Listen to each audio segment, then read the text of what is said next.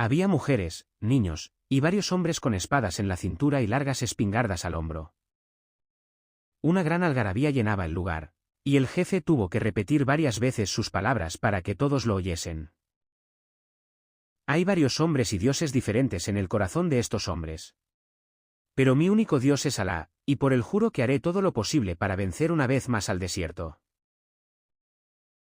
Ahora quiero que cada uno de vosotros jure por el Dios en el fondo de su corazón, que me obedecerá en cualquier circunstancia. En el desierto, la desobediencia significa la muerte. Un murmullo recorrió a todos los presentes, que estaban jurando en voz baja. El murmullo se prolongó más de lo necesario para un simple juramento. Porque las personas también estaban pidiendo protección al cielo. Se oyó un largo toque de clarín y cada cual montó en su animal. El muchacho y el inglés habían comprado camellos, y montaron en ellos con cierta dificultad. Al muchacho le dio lástima el camello del inglés, iba cargado con pesadas maletas llenas de libros. No existen las coincidencias, dijo el inglés intentando continuar la conversación que habían iniciado en el almacén. Fue un amigo quien me trajo hasta aquí porque conocía a un árabe que... Pero la caravana se puso en marcha y le resultó imposible escuchar lo que el inglés estaba diciendo. No obstante, el muchacho sabía exactamente de qué se trataba. Era la cadena misteriosa que va uniendo una cosa con otra, la misma que lo había llevado a ser pastor, a tener el mismo sueño repetido, a estar en una ciudad cerca de África. Y a encontrar en la plaza a un rey, a que le robaran para conocer a un mercader de cristales, y... Cuanto más se aproxima uno al sueño, más se va convirtiendo la leyenda personal en la verdadera razón de vivir, pensó el muchacho. La caravana se dirigía hacia Poniente.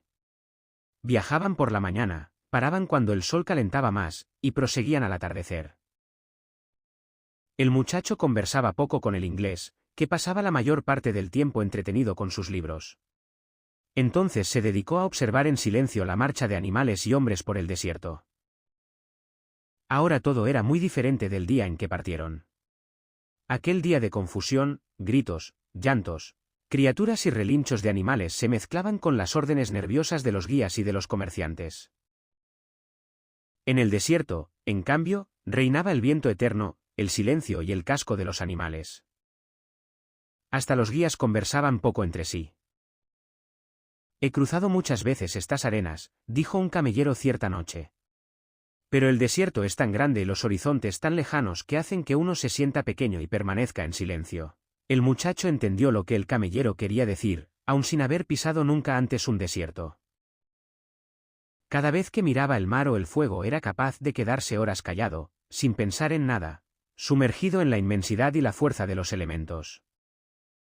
Aprendí con las ovejas y aprendí con los cristales, pensó. Puedo aprender también con el desierto. Él me parece más viejo y más sabio. El viento no paraba nunca. El muchacho se acordó del día en que sintió ese mismo viento, sentado en un fuerte en Tarifa. Tal vez ahora estaría rozando levemente la lana de sus ovejas, que seguían en busca de alimento y agua por los campos de Andalucía. Ya no son mis ovejas, se dijo sin nostalgia. Deben de haberse acostumbrado a otro pastor y ya me habrán olvidado. Es mejor así. Quien está acostumbrado a viajar, como las ovejas, sabe que siempre es necesario partir un día. También se acordó de la hija del comerciante y tuvo la seguridad de que ya se habría casado. ¿Quién sabe si con un vendedor de palomitas? O con un pastor que como él supiera leer y contase historias extraordinarias, al fin y al cabo, él no debía de ser el único. Pero se quedó impresionado con su presentimiento. Quizá él estuviese aprendiendo también esta historia del lenguaje universal, que sabe el pasado y presente de todos los hombres. Presentimientos, como acostumbraba decir su madre. El muchacho comenzó a entender que los presentimientos eran las rápidas zambullidas que el alma daba en esta corriente universal de vida, donde la historia de todos los hombres está ligada entre sí, y podemos saberlo todo, porque todo está escrito. Maktub, dijo el muchacho recordando las palabras del mercader de cristales. El desierto a veces se componía de arena y otras veces de piedra. Si la caravana llegaba frente a una piedra, la contorneaba. Si se encontraba frente a una roca, daba una larga vuelta. Si la arena era demasiado fina para los cascos de los camellos, buscaban un lugar donde fuera más resistente. En algunas ocasiones el suelo estaba cubierto de sal, lo cual indicaba que allí debía de haber existido un lago. Los animales entonces se quejaban, y los camelleros se bajaban y los descargaban. Después se colocaban las cargas en su propia espalda, pasaban sobre el suelo traicionero y nuevamente cargaban a los animales. Si un guía enfermaba y moría, los camelleros echaban suertes y escogían a un nuevo guía. Pero todo esto sucedía por una única razón: por muchas vueltas que tuviera que dar, la caravana se dirigía siempre a un mismo punto. Una vez vencidos los obstáculos, volvía a colocarse de nuevo hacia el astro que indicaba la posición del oasis. Cuando las personas veían aquel astro brillando en el cielo por la mañana, sabían que estaba señalando un lugar con mujeres, agua, dátiles y palmeras. El único que no se enteraba de todo eso era el inglés, pues se pasaba la mayor parte del tiempo sumergido en la lectura de sus libros. El muchacho también tenía un libro que había intentado leer durante los primeros días de viaje. Pero encontraba mucho más interesante contemplar la caravana y escuchar el viento. Así que aprendió a conocer mejor a su camello. Al aficionarse a él, tiró el libro. Era un peso innecesario, aunque el chico había alimentado la superstición de que cada vez que abría el libro encontraba a alguien importante.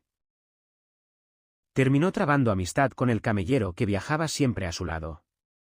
De noche, cuando paraban y descansaban alrededor de las hogueras, solía contarle sus aventuras como pastor. Durante una de esas conversaciones, el camellero comenzó a su vez a hablarle de su vida. Yo vivía en un lugar cercano a El Cairo, le explicó.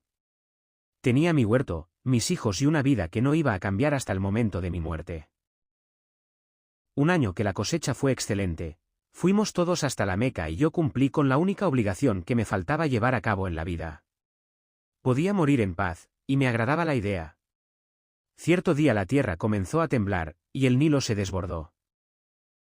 Lo que yo pensaba que solo ocurría a los otros terminó pasándome a mí.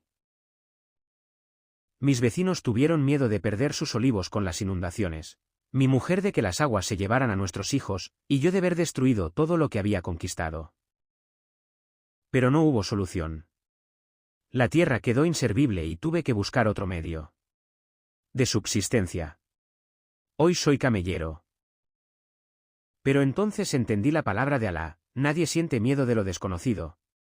Porque cualquier persona es capaz de conquistar todo lo que quiere y necesita. Solo sentimos miedo de perder aquello que tenemos, ya sean nuestras vidas o nuestras plantaciones. Pero este miedo pasa cuando entendemos que nuestra historia y la historia del mundo fueron escritas por la misma mano. A veces las caravanas se encontraban durante la noche. Siempre una de ellas tenía lo que la otra necesitaba, como si realmente todo estuviera escrito por una sola mano. Los camelleros intercambiaban informaciones sobre las tempestades de viento y se reunían en torno a las hogueras, para contar las historias del desierto. En otras ocasiones llegaban misteriosos hombres encapuchados. Eran beduinos que espiaban las rutas seguidas por las caravanas. Traían noticias de asaltantes y de tribus bárbaras. Llegaban y partían en silencio, con sus ropas negras que solo dejaban ver los ojos. Una de esas noches, el camellero se acercó hasta la hoguera donde el muchacho estaba sentado junto al inglés. Se rumorea que hay guerra entre los clanes, dijo el camellero. Los tres se quedaron callados. El muchacho notó que el miedo flotaba en el aire, aunque nadie dijese ni una palabra. Nuevamente estaba percibiendo el lenguaje sin palabras, el lenguaje universal. Poco después, el inglés preguntó si había peligro. Quien entra en el desierto no puede volver atrás, repuso el camellero. Y cuando no se puede volver atrás, solo debemos preocuparnos por la mejor manera de seguir hacia adelante. El resto es por cuenta de Alá, inclusive el peligro. Y concluyó diciendo la misteriosa palabra, maktub. Tendría que prestar más atención a las caravanas, dijo el muchacho al inglés cuando el camellero se fue. Dan muchas vueltas, pero siempre mantienen el mismo rumbo. Y tú tendrías que leer más sobre el mundo, replicó el inglés. Los libros son igual que las caravanas. El inmenso grupo de hombres y animales empezó a caminar más rápido. Además del silencio durante el día, las noches. Cuando las personas se reunían para conversar en torno a las hogueras, comenzaron a hacerse también silenciosas. Cierto día, el jefe de la caravana decidió que no podían encenderse más hogueras para no llamar la atención. Los viajeros se vieron obligados a formar un gran círculo con los animales y a colocarse todos en el centro, intentando protegerse del frío nocturno. El jefe instaló centinelas armados alrededor del grupo. Una de aquellas noches, el inglés no podía dormir. Llamó al muchacho y comenzaron a pasear por las dunas que rodeaban el campamento. Era una noche de luna llena, y el muchacho contó al inglés toda su historia. El inglés se quedó fascinado con el relato de la tienda que había prosperado después de que el chico empezó a trabajar allí. Este es el principio que mueve todas las cosas, dijo. En alquimia se le denomina el alma del mundo. Cuando deseas algo con todo tu corazón, estás más próximo al alma del mundo. Es una fuerza siempre positiva. Le explicó también que esto no era un don exclusivo de los hombres. Todas las cosas sobre la faz de la tierra tenían también una alma. Independientemente de si era mineral, vegetal, animal o apenas un simple pensamiento. Todo lo que está sobre la faz de la tierra se transforma siempre, porque la tierra está viva y tiene una alma. Somos parte de esta alma y raramente sabemos que ella siempre trabaja en nuestro favor.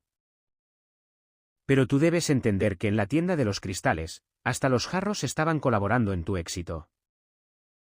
El muchacho se quedó callado unos instantes, mirando la luna y la arena blanca. He visto la caravana caminando a través del desierto, dijo por fin.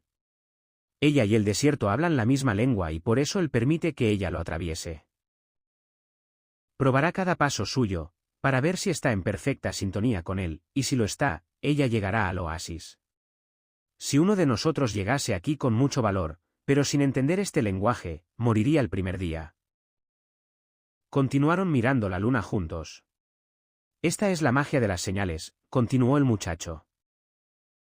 He visto cómo los guías leen las señales del desierto y cómo el alma de la caravana conversa con el alma del desierto. Permanecieron varios minutos en silencio. Tengo que prestar más atención a la caravana, dijo por fin el inglés. Y yo tengo que leer sus libros, dijo el muchacho.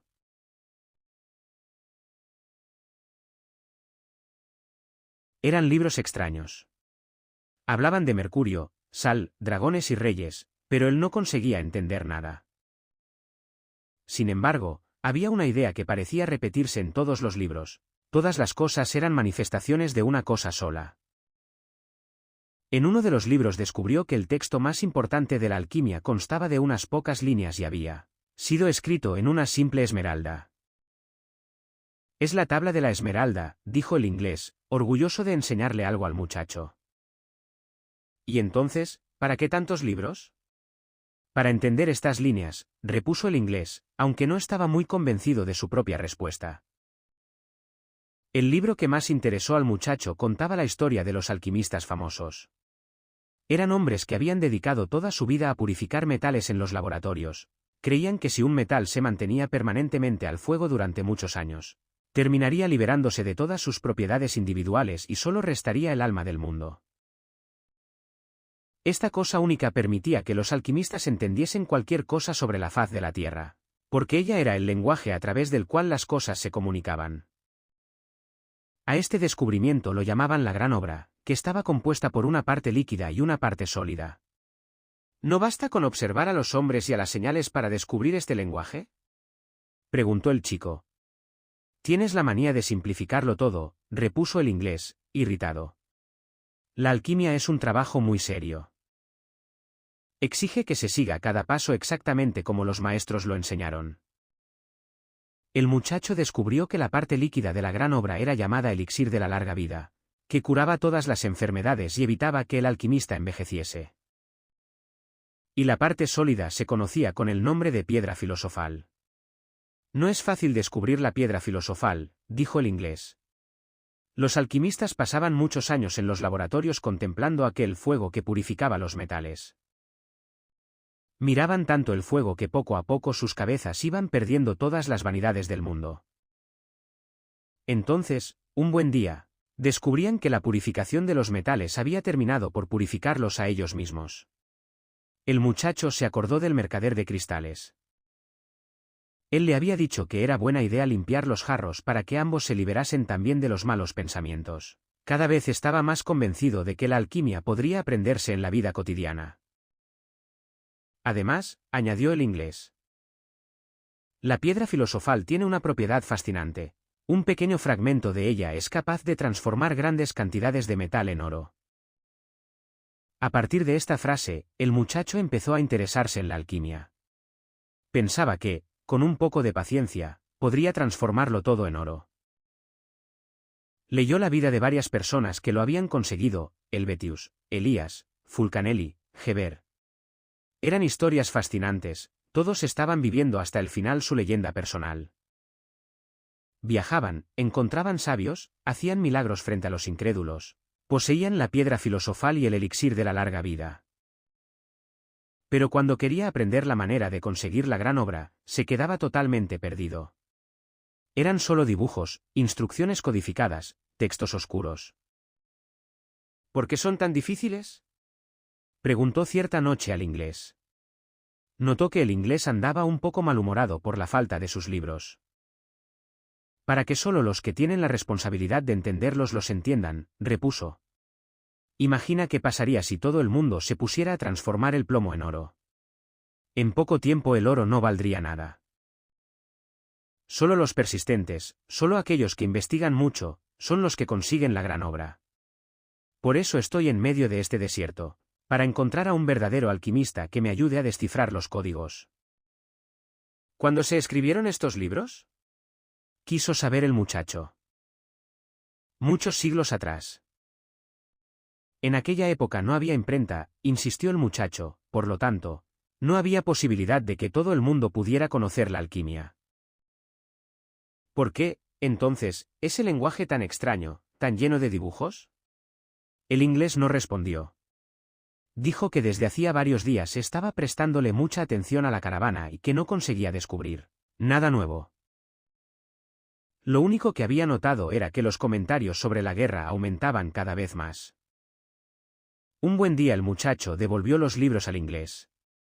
¿Entonces, has aprendido mucho?, preguntó el otro, expectante. Empezaba a necesitar a alguien con quien conversar para olvidar el miedo a la guerra.